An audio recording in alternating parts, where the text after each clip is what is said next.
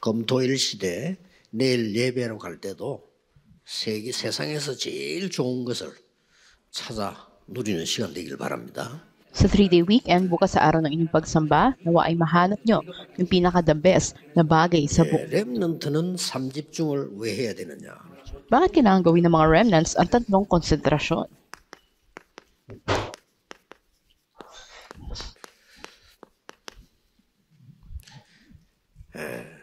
그래서 바울이 회당으로 들어간 겁니다.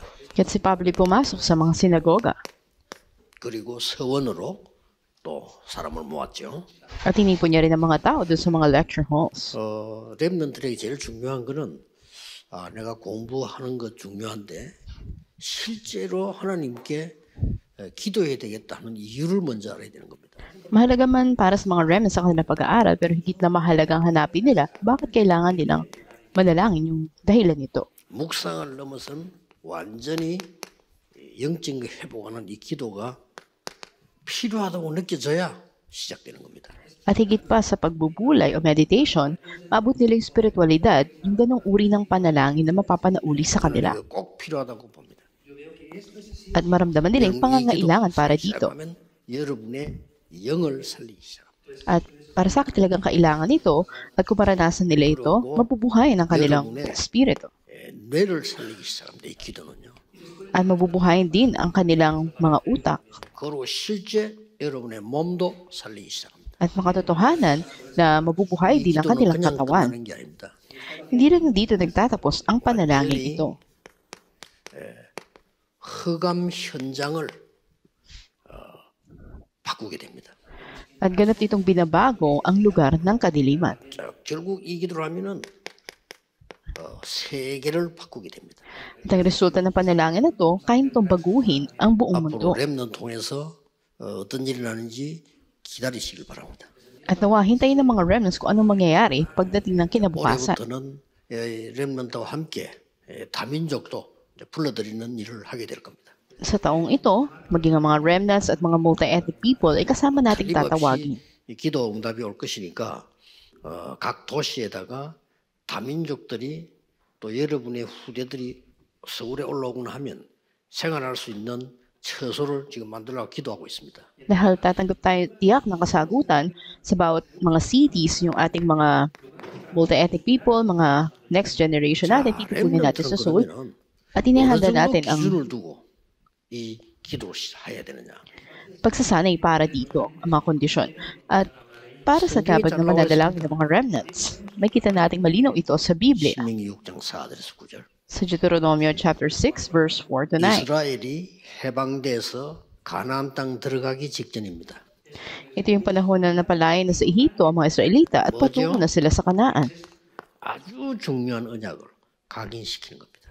At dito nga ay napakahalaga na tipan ng Diyos ang na-imprint sa kanila. 누워서도 보도록. Kaya nga sabi na, hayaan mong makita nila salitaan ng Diyos, nakaupo man sila o nakatayo. Ibig sabihin, ito'y ganap na itatak sa kanila o i-imprint. 창세기, 출애굽기, 레위기, 민수기, 신명기 안에는 굉장한 게 들어 있습니다. Genesis, Leviticus, kita natin sa Deuteronomy at sa Numbers, ang mga mahalagang bagay na ito ay nakasulat. 창세기 들어 있습니다. At bakit nga ba mahalaga andun ang Genesis laban sa tatlong 왜 organisasyon? 지구상에 재앙이 계속 임하는가? 성경의 창세기에 있어요. Pakita din natin sa Biblia, ano yung dahilan, bakit may mga sakuna at kalamidad ngayon sa buong mundo. 레위기 이런 데서 다 나옵니다. At nasa aklat ng Exodus, ng Leviticus, ang paraan. 사람들은 이걸 놓치니까요. Dahil yung mga tao, nabitawan nila to. 사무엘상 7장 1절에 15절입니다. Unang Samuel chapter 7, verse 1 to 15. Ano ito? 미스바 운동입니다. Ito yung Mizpah movement. 여기에서 회복을 시킵니다. At dito, andun yung pagpapabalik, pagpapanauli. At ito yung sagot na tatanggapin ng mga remnants. 드디어 열왕기하 6장 8절에서 24절에는 무슨 운동이죠? At sa panghuli sa ikalawang hari, chapter 6, verse 8 to 24, 도단성 운동입니다. anong kilusan nito? Ito yung Dothan movement. 싸우지 않고 강대국을 살리는 승리하는 비밀입니다. Ito yung sekreto na magtagumpay sila, talunin nila yung napakalakas na bansa nang hindi sila nakikipaglaban. 렘넌트에 가는 거예요. At lahat ng mga remnants ay pumunta 이사야 dito. 42장 6절에서 12절입니다. Sa Isaiah chapter 62, verse 6 to 12. Ano ito? 여러분의 사명입니다. Ito yung inyong misyon. 파수꾼으로 세운 겁니다. Kayo tinatag bilang mga watchmen o 렘넌트를 tagapagbantay. 파수꾼으로 세운 것이죠. Ang mga remnants ay itatatag bilang mga watchmen. 그러고 여기는 뭐가 나오죠? At ano naman ang makikita natin 회당이 dito? 나옵니다. Makikita natin dito yung mga 회당 통해 sinagoga. 가지고 나중에 세계복음화인 겁니다. Sa pamagitan ng mga sinagoga ay naganap paglaon ng pag-eebanghelyo ng mundo. 아마 좀 놀랄 겁니다.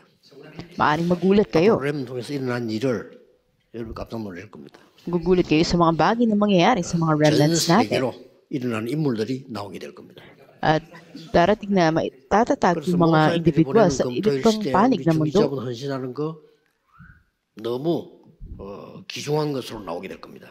Kaya napakahalaga ng debosyon ng ating mga church leaders, mga spiritual leaders natin. 어떻게 말입니까?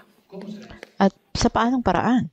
미래 살리고 영원한 것으로 나오게 됩니다. At ililigtas nila ang hinarap na panahon at iwanan nila mo lang hanggang bagay. 성경의 약속은 그대로 성취돼 나갈 겁니다. Dahil yung mga ipinangako sa Biblia, lahat ay natutupad. 사실 이게 지금 기적입니다. At sa katotohanan, ito'y isang 어쩌다가 milagro o 모이지. himala. 우리가 지금 매주 토요일마다요. 렘넌트 중심으로 지금 계속 모이고 전 세계에 같이 모이고 있습니다. Tuwing Sabado, nagtitipon tayo, makasentro sa mga remnants, ganun din sa buong mundo. 이거는 사람이 진행시킬 수가 없어요. Kung tao lang gagawa nito, hindi na ito kayang 요즘에는 ipagpatuloy. 해외 렘넌트들이 더 많이 나오고 있어요.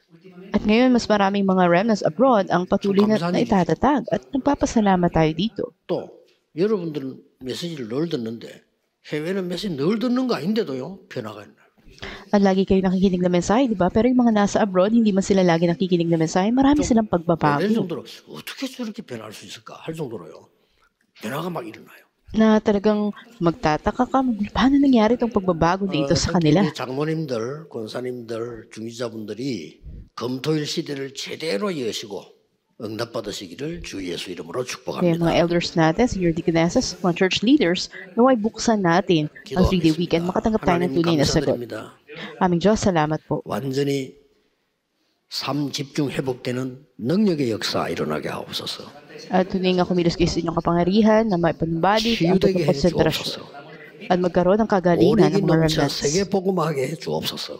Kaya pong gamitin kami sa pag-ebanghelyo ng 예수 mundo. 그리스도 이름으로 기도하옵나이다. Dalangin sa pangalan ni Panginoon Kristo. Amen.